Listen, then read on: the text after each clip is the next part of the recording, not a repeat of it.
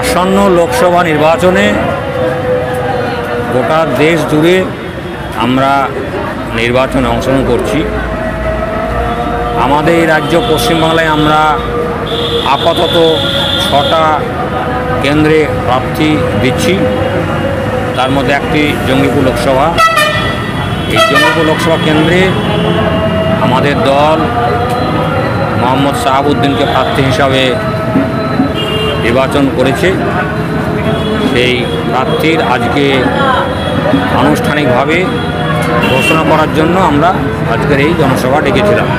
আজকে এই জনসভা থেকে জঙ্গিপুর লোকসভা কেন্দ্রের প্রার্থী মোহাম্মদ শাহাবুদ্দিনকে আমরা আনুষ্ঠানিকভাবে ঘোষণা করলাম। শুধু কংগ্রেস নয়,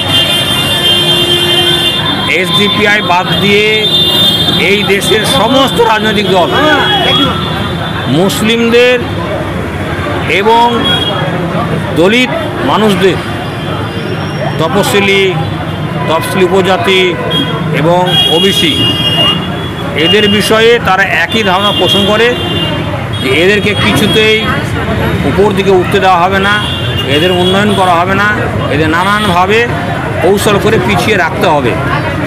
সেই কৌশলের অংশ হিসাবে তারা তাদের নির্বাচনী যে প্রতিনিধি পাঠানোর জায়গা সেখানেও মুসলিমদেরকে অর্থাৎ তারা দিতে চায় না। এর আগেও দেয়নি, এখনও দেয়নি। এটা শুধু মুসলিমদের ক্ষেত্রে নয়, এ দেশে যারা schedule caste, schedule tribe, OBC, Dalit তাদের কাউকে তারা সে গুরুত্ব দিতে চায় না। গতকালকে প্রথমত হচ্ছে যে তৃণমূল এই সরকারটা এই রাজ্যে মুসলিমদেরকে সব দিক থেকে পিছিয়ে দেওয়ার একটা পাকাপোক্তা সুবন্দোবস্ত করে চলেছে। বিজেপি এই রাজ্যে আসলে যে সমস্ত কর্মসূচি গ্রহণ করবে, যেগুলো মুসলিমদের ধর্মীয়, সাংস্কৃতিক, আর্থিক সমস্যা তৈরি করবে, সেই কর্মসূচিগুলি এখন তৃণমূল সরকার করছে।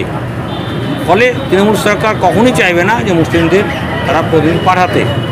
দ্বিতীয়ত হচ্ছে তারা সাধারণ মানুষকে বিভ্রান্ত করার জন্য এমন কিছু মুসলিমকে তারা পাঠায়, আমরা নয় বাংলার সাধারণ মানুষ তাদেরকে নামধারী মুসলিম মনে করেন এবং তাদের কোনো শক্ত মেরুদণ্ড নাই।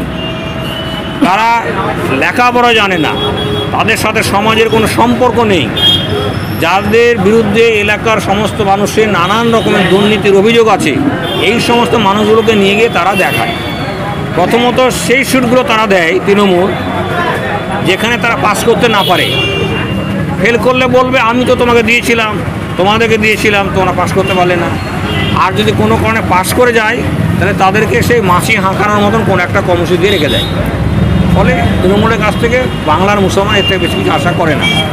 বরপুর ইউসুফ পাঠান সম্পর্কে আমার মনে হয় যে শুধু আমরা কেন, সাধারণ মানুষ কেন, দেশের রাজনৈতিক হালচাল নিয়ে যারা খোঁজখবর রাখেন তারা অনেকেই খোঁজখবর রাখেন যে ইউসুফ পাঠানের কোনো রাজনৈতিক কার্যকলাপ তাদের চোখে পড়েনি। ইউসুফ পাঠানকে কেন করাইছে তা নিয়ে ইতিমধ্যেই দুটো খুব বলিষ্ঠ মত সামনে আসছে। এক শ্রেণীর মানুষ বারবার এটা বলার চেষ্টা করছেন গতকাল থেকেই যে বিজেপিকে সুবিধে পাইয়ে দেওয়ার জন্য ইউসুফ পাঠানকে নিয়ে এসছে। অন্য একটা মত বলছে ইউসুফ পাঠানের সাথে বিজেপির সম্পর্ক খুব ভালো, ফলে যদি বহরমপুরে ইউসুফ পাঠান অন্য কোনো কৌশলে জিতেও যান তাহলে সে আগামীতে বিজেপির হয়েই কাজ করবে। এই পরস্পর বিরোধী দুটো ভাবনা মানুষ বিশ্লেষণ করছেন, যারা ভোট বিশেষজ্ঞ, সমাজ বিশেষজ্ঞ, রাজনীতি খোঁজখবর রাখেন। আগামীতে দেখা যাবে। এইটা একদমই ভুল কথা আপনি বললেন। বাংলার মানুষ তাকে ভগবানও বানায়নি, ছাগল গরু ভেড়া কিছুই বানায়নি। তাকে ভগবানের জায়গায় বসিয়েছিল গদি মিডিয়া। আর কিছু মানুষ গদি মিডিয়া দ্বারা বিভ্রান্ত হয়ে ওরকম মনে মনে ভাবছিলেন। তাকে কেউ বাংলার মানুষ ভগবান হিসেবে বানায়নি। আমি ওই শব্দটা, তার নামটা উচ্চারণ করব না। আমার খুব দুঃখ এবং ঘৃণা আছে, লজ্জা লাগে যে তিনি হচ্ছেন এই মুর্শিদাবাদ জেলার ভূমিপুত্র, তিনি হচ্ছেন আমাদের সাগরদিঘির ভূমিপুত্র। ওই যে নিম গ্রাম বেরুলি আছে সেই গ্রামের ভূমিপুত্র। তার মতো এরকম একজন মানুষ যে এইভাবে বাংলার মানুষের সাথে বিশ্বাসঘাতকতা করেছে, সেটা আমার ভাবতে কষ্ট হচ্ছে। ফলে সেই নিয়ে আমি খুব বেশি বলতে চাই না।